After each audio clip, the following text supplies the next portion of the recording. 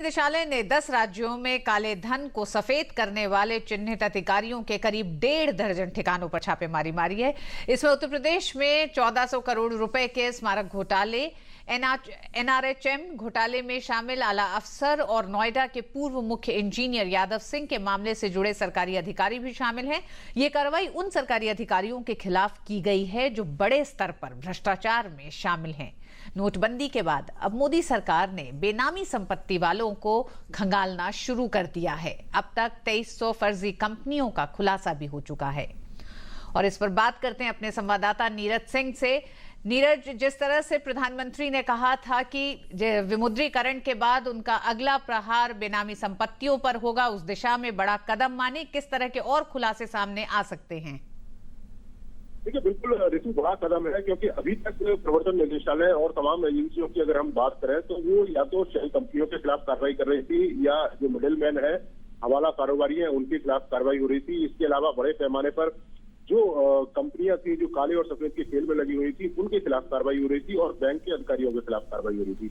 लेकिन अब चूंकि जो काले धन के खिलाफ जो लड़ाई है वो स्पष्ट है कि बड़े पैमाने पर जो ऊपर पदों पर बैठे नौकरशाह हैं, जो उच्च पदों पर बैठे नौकरशाह हैं, उनकी भूमिका के बिना संभव ही नहीं है। तमाम नियम कानून उन्हीं के द्वारा फॉलो किए जाते हैं, उन्हीं का पालन उनके द्वारा करवाया जाता है। तो यही कारण है कि इस बार प्रवर्तन निदेशालय ने देश भर के तमाम जो ब्यूरोक्रेट्स हैं उनके खिलाफ कार्रवाई शुरू कर दी है, जो काले सफेद के खेल में न केवल लगे हुए थे बल्कि तमाम जो शेल कंपनियां हैं उनको भी बढ़ावा देने में मदद कर रहे थे।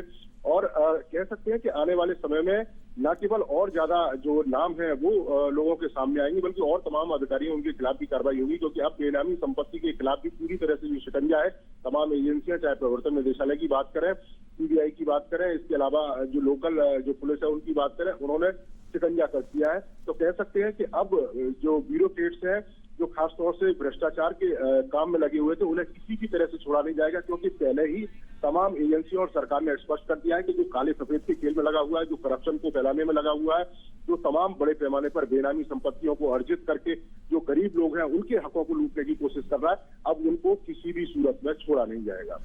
बहुत बहुत शुक्रिया नीरज इस पूरी जानकारी के लिए।